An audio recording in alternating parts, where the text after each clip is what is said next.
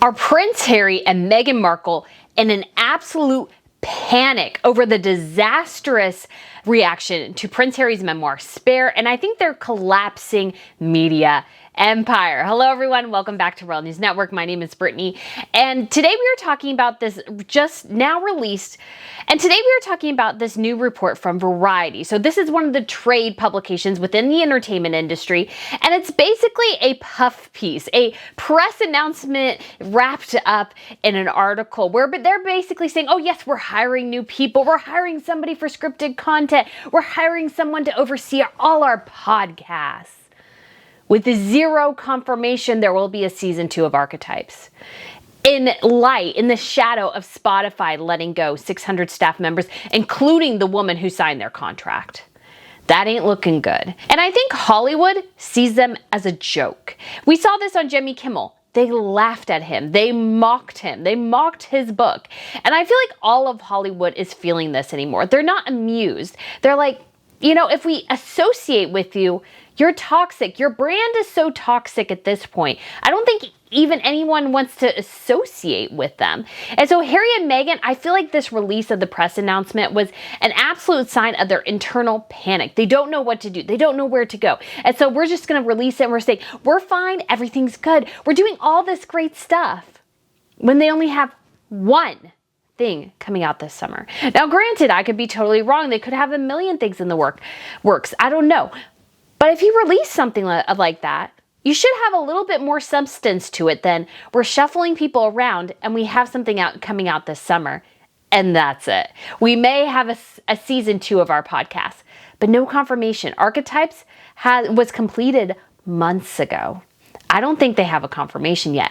I think they're beginning to panic, and I think they want to show Hollywood that, hey, yes, we do have our house in order. We can do things. But you actually have to produce something. And beyond their own self-indulgence, I think Hollywood's saying, well, you need to create more than just things that drive your own ego.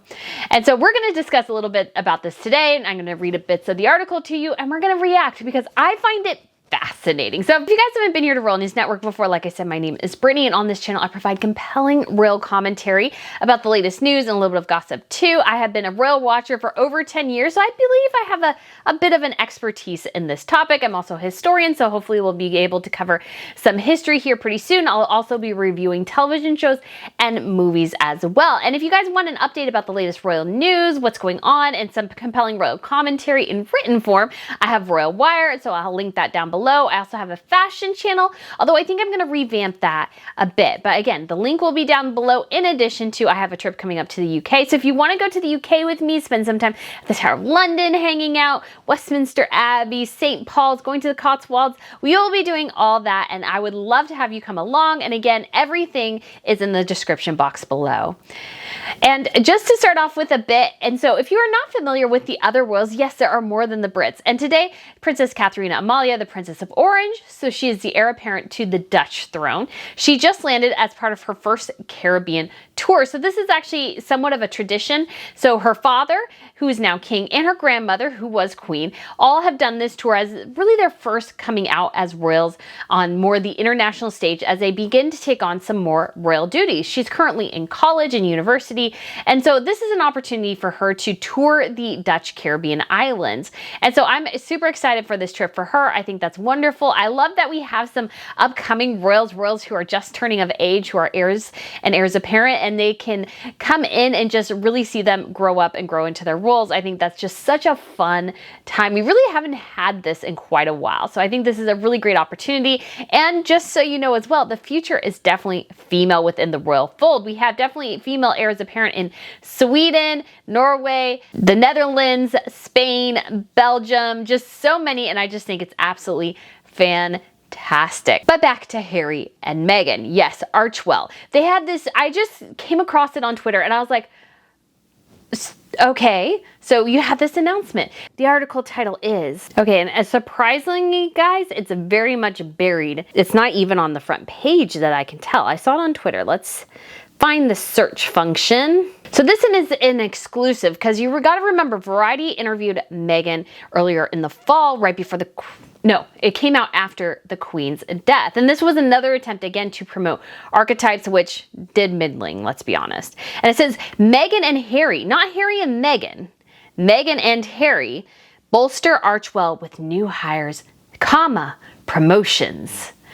And so, yes, they're shuffling things around. They're trying to get their house in order because they look like chaos and they looked inept and they look like a joke. So this is their attempt to try to mitigate some of that internal damage that I think is going on in Hollywood. So this is how it begins. Prince Harry and Meghan, the Duke and Duchess of Sussex, because heaven forbid nobody calls them the Duke and Duchess of Sussex. And I want to be clear as well, I have worked peripherally with a lot of PR people, and I will say this was obviously something from their PR team directly. It's basically a paid for post.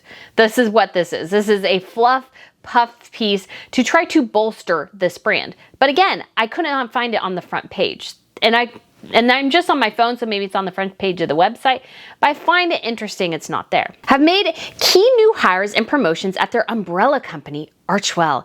Entering its third year, the audio philanthropic and content production operation continues to grow.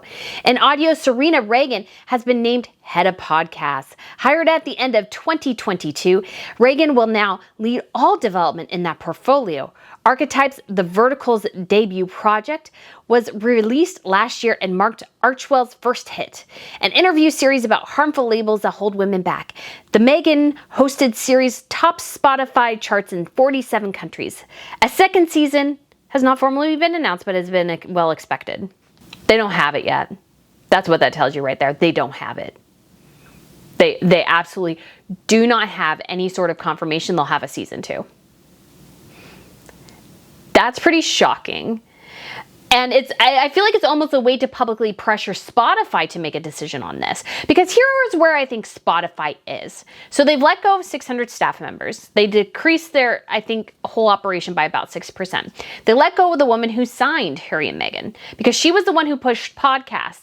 And Spotify is finding out that's a drain. That's a money drain that they don't need. It's not gaining them anything. It's not gaining them new subscribers. So Spotify is thinking, what do we do with Harry and Meghan? They delivered one single podcast together, which was dull, which they pretty much let other people lead because they had their famous celebrity friends record thoughts and stuff while they were during the pandemic. That's what they released. It was beaten by whale noises. Then we had Archetypes. And Archetypes was put on the top of the podcast, but we all know it didn't beat Joe Rogan. Why? Because the head of Spotify content who signed Harry and Meghan said nothing was ever beating Joe Rogan. In addition to that, all Joe Rogan's podcasts usually occupied the first 3 spots in the top of the charts in terms of episodes. Meghan's never even, I don't think, got into the top 5.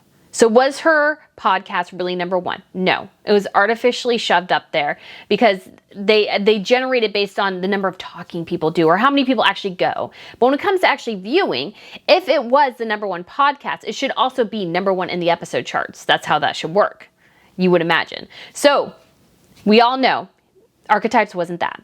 It's also dropped down to infinity. It's like 125 the last time I looked. And I did a video on that not too long ago, so I just won't look it up and see where it is right now. So Harry and Meghan, it's cratered, and Archetypes wasn't that interesting. And again, I feel like a lot of Hollywood is recognizing that Harry and Meghan generate a lot of noise, not a lot of actual general interest. Are they converting these people into subscribers?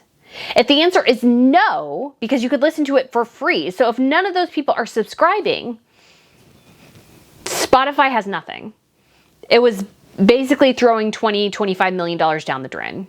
So the question is, do they put all podcasts behind paywalls in order to get more people to subscribe and see if they are interested in subscribing to Meghan Markle's podcast?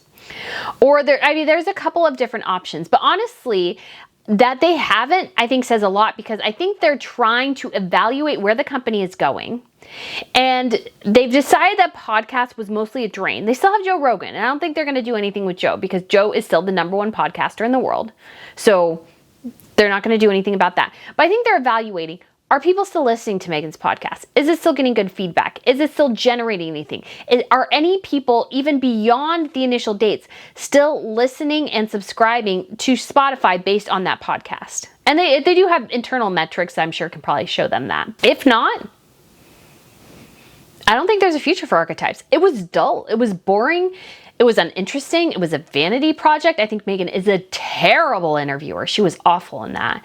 And so I just don't see the benefit to Spotify to sign them. And they don't tell us they have anything in the works in terms of this is what we're going to do, because I don't think they have the creative talent to back it up. I've said this numerous times. I know it probably gets boring, but I think, again, this is another sign that they have to hire somebody to help them manage it. Now, granted, I'm looking at some point trying to expand, getting some help and stuff, but that's because I have all the creative juices. I just need somebody to help me manage it. That is more what I need, not somebody to help me create content. I think that's what they lean on, are people to create content for them because they can't do it. Again, you're talking about Harry, a guy who could not pass art without assistance, allegedly. Art is subjective. You should not need help. So again, I feel like this is an attempt to try to reach out to Spotify to publicly show, hey, we've changed positions, we've hired somebody new, we're looking to the future. We're gonna have all these different podcasts. And Spotify's like, well, that's great. Because again, Meghan to me has always been somebody who's just a lot of hot noise. She just talks and talks and talks, but action and actually being able to bring a product to the finish line is her Achilles heel in a lot of ways. And I feel like this shows it, because what am I supposed to latch on to here from a business perspective? What am I supposed to latch on to here? This person that they hired, they didn't even say that she has done X, Y, and Z in terms of podcasting. I have no clue unless I look her up if she's even any good at what they hired her for. She might be fantastic on it, but did she work on Joe Rogan's podcast? Did she work on another famous podcast? That's the question there. Joining the Archewell Foundation, the couple's philanthropic arm, is Sean Knepp. Having served as Vice President of Philanthropy at SB Projects since 2018, she joins as co-executive director and will work alongside executive director James Holt. Knepp has also held positions at the Goldhurst Foundation and Fundamental Inc. I've never heard of any of those companies. I have not heard of them in the slightest. And that I find really interesting, and that she'll be co-chair with him. Generally, those things don't work out too well. You don't really want two people occupying the same position, because that inevitably leads to conflict. So I'd imagine Holt may be on his way out. And this is their subtle way of telling it. Again, this is just my supposition, but why do you need two people to fill the same role? That makes no sense. That's a waste. That's a redundancy of resources. Unless they're hoping this person, whoever she is, maybe has some connections that they desperately need. And again, some of my stuff I would say probably leans more in the conservative realm. So these may be very progressive foundations I've just never heard of. That could be totally true, but I've never heard of any of those. So I don't know what they do. Let's just look at the Goldhurst Foundation. Vision initiatives about... For the idealists, for the pragmatists, for those who look at the world and say, that's not good enough, and for those with courage and ability to transplant perspective. What the heck is this? Okay, this looks like a bunch of gobbledygook to me. At least the Goldhurst Foundation. That just seems to me, we connect the dots between best emerging innovations and the financial, social, and human capital to make them thrive. We find smart people doing creative things, and we give them the tools to do those things better. That just sounds like gobbledygook. What do you actually do? I think that's a huge thing. What is the SB Projects? Is a diversified entertainment and media company with ventures integrating music, film, television, technology, and philanthropy. Oh, this is a Scooter Braun. Okay. He's the one who I believe has Taylor Swift's library, and that was all the hubbubaloo about that. Again, so there are further cementing their ties to the entertainment industry, which is what Meghan's always wanted. Meghan has always wanted to be famous within the entertainment industry. And so she is trying to cultivate people who will help her get there, because again, she has no talent to make it on her own. If she had the talent, she would have never needed Harry. She would never even have tried to get to Harry, because she would have been too big. She didn't need him. But she still desperately needs him and his title and connections, because otherwise none of these people would give her the time of day. Archewell Productions, the filmed content arm, as if we don't know that already, made a big splash this year with Netflix original Harry and Meghan, a candid look at the Duke and Duchess's move to America and resignation as full-time royals. The series represents the most streamed documentary premiere in Netflix history, with 81.5 million minutes watched in its first week. It was overseen by internal content head Ben Browning, the Oscar-nominated producer of Promising Young Woman. Browning will part ways with Archewell later this year at the expiration of his current deal. The unit will put its focus on scripted content as Chanel Pisk continues to oversee unscripted. Well, that's fascinating, isn't it? So you have a great hit and the first thing you do is let go of the person who's over that arm? That doesn't sound like a company in good shape. That doesn't. And again, you have to look at this as, yes, people watched it, but again, it's a car crash mentality of watching it. They watched it to watch the horror, to watch the trauma, to watch the chaos and everything. They didn't watch it necessarily because they were all that invested in Harry and Meghan and that they were all that supportive of Harry and Meghan. They just wanted to get the dirt, the dish. And so Harry and Meghan are stuck up a creek without a paddle because now you have to actually produce real content. And that's going to be hard because they suck at it.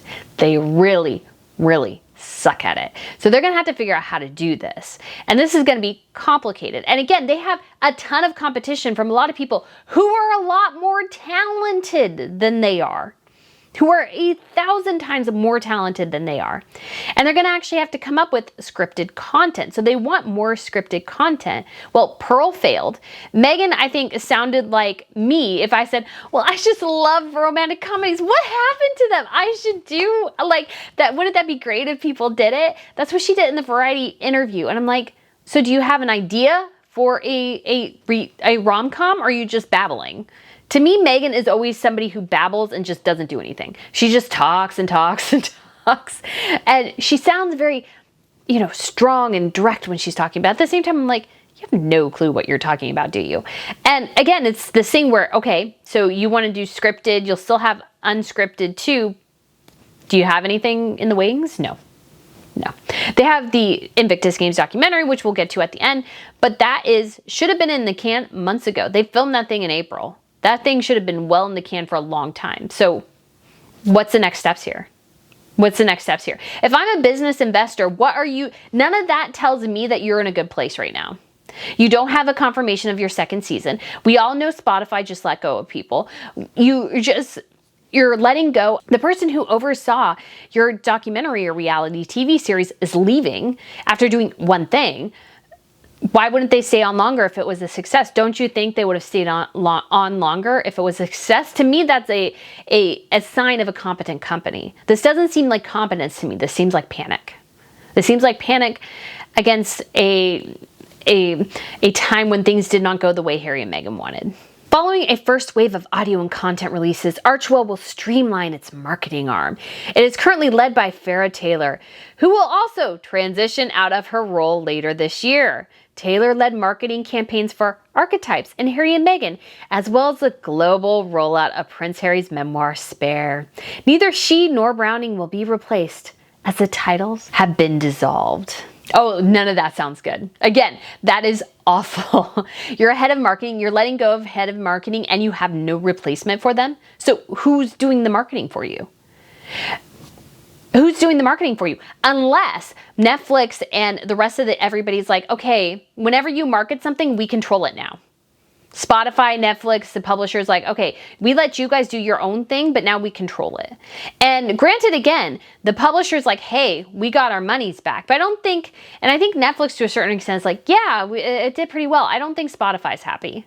I don't think Spotify is happy at all. And again, you're letting go of critical people here. And I'm wondering too, if she was let go, I mean, they're parting ways, quote unquote. But if she was let go in part, again, this is just my supposition, is that that Harry was mocked, that everything about his book became about his penis. It became about the number of people he killed in Afghanistan. It became about him being just basically a wimp. And who can Harry and Meghan blame for that? Harry. Harry is the guy. Harry is the guy. He wrote the stupid things he should not have written. People, of course, glommed onto that because, again, Harry and Meghan have no respect of the public. They don't have a ton of respect of the public. So what do? You don't gloss over those things. You magnify them because that confirms the bias that we already have, which is that Harry and Meghan are a joke and they're untalented hacks. That's what those things confirmed. It's that Harry doesn't really have anything to say. All he does is complain. His family calls him paranoid and delusional, and we all see that. It's glaringly clear. So Harry and Meghan, again, this is just disaster for them. And they're clearing house because they're looking really bad right now. And so they're in, again, full-on panic mode and trying to figure out what the heck to do to salvage their train wreck of an operation. Quote, Ben and Farrah have been integral to the creation and execution of many critically and commercially accepted projects during their tenure. They have expertly delivered content and campaigns that have exceeded expectations and made their mark within the cultural zeitgeist, quote, unquote, said Archewell, head of communications and global press secretary to Harry and Meghan. Ashley Hansen. Don't you feel sorry for her? That must be an awful job.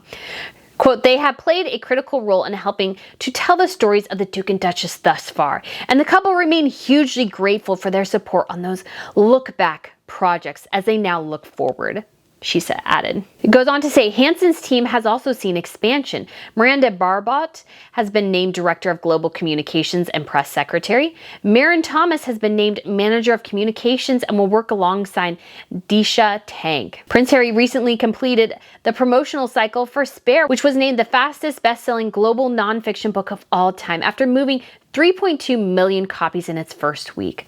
Moving, not selling, moving. So that means stores ordered books. They went to the stores. They had to order more than they wanted to because that was what the publisher demanded so they could say they moved X number of books.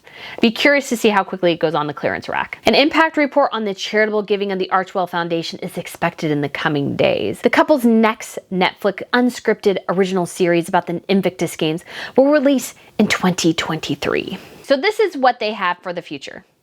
One single thing. That's all they have. That's all they have is the Invictus Games documentary. So if I'm a business investor and I am going to invest potentially millions of dollars in the brand of Harry and Meghan, does any of that, what they said, sounds like a plan for the future? No, they have nothing. They literally have nothing. That's what that tells us. Now, again, there's probably internal things I don't know about. Maybe they have a ton of things on deck. But if I'm, again, somebody who's looking at their production company going, okay, so you have one thing that probably should have been done months ago because it was originally filmed in April. We all saw you guys filming it. What's the next thing? What's the next thing? And it tells me either they haven't confirmed that with Netflix, there's production hell attached to it. It tells me that they don't have a great plan going in right now. And that they're just doing damage control because they didn't realize how terribly the reaction to Harry's book would be. And that people would be like, oh, ouch, and talk about his penis incessantly. But again, Harry's the one who brought it up, so it's on Harry. So do Harry and Meghan have a future in Hollywood? Maybe. But this is crunch time. This is when they can make or break themselves.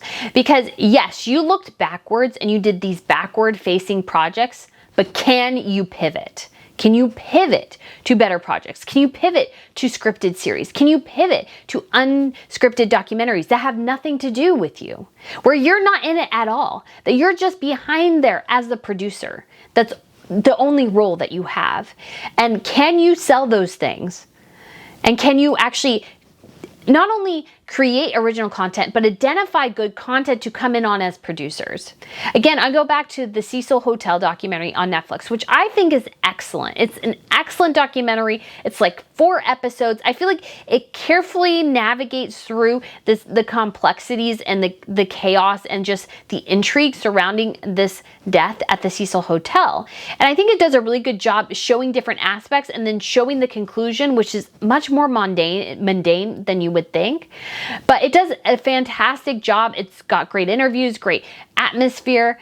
And who was the executive producer? Well, it was Ron Howard, who was on the Andy Griffith Show. He was in American Graffiti. He has been in a ton of things. and Brian Grazer, who is also a huge executive producer in Hollywood. He has done a ton of things. I can't think of anything on the top of my head. I feel like I'm wrong if I say what I'm thinking, so I'm not going to say. I was like thinking Pirates, but I'm not sure because that was Gore Verbinski, and I'm just not sure if Brian Grazer was on that or not. So you'll have to excuse me, but Brian Grazer, I've heard his name many times. I like watching Hollywood, so I'm pretty familiar with some of the territory and some of the names. Did they either of them appear in that one single time? No. Did I see their faces? No. Did I have any idea they had any attachment to the project until I saw their name at the end of the credits? No clue they were involved at all. That's what Harry and Meghan need to be, because most likely that documentary started with somebody else, and as producers, Brian Grazer and Ron Howard came in mostly to finance it. So they identified great talent and they cultivated it. I don't know if Harry and Meghan can do that, because they have shown multiple times they have control issues, that Meghan wants to control everything, that Meghan doesn't understand that there needs to be subtlety in certain things. So it'll be just utterly fascinating to see if they can actually pull this off or not, or if this will be the year that Archewell completely disintegrates and that Harry and Meghan are just scrambling trying to figure out what to do. Because again, they did not think through any of this. They thought they could still have their half in, half out thing, and that Hollywood would just bow on their knees. And yes, Hollywood was curious, and I think they were interested in what Harry and Meghan could do. But Harry and Meghan have been at this, guys, for, like they said, 3 years now. And what do they have to show for it? Not that much, really. And honestly, when you think about it as well, their best performing thing really had nothing to do with Archewell. It was Harry's book. And their documentary, yes, it did well, but it'll be beaten by something else, I have no doubt. And it was, again, the car crash thing where everybody just wanted to see the story behind the story. Can Harry and Meghan go forward? And if they are going forward, will going forward be a reality TV show, all of the Kardashians?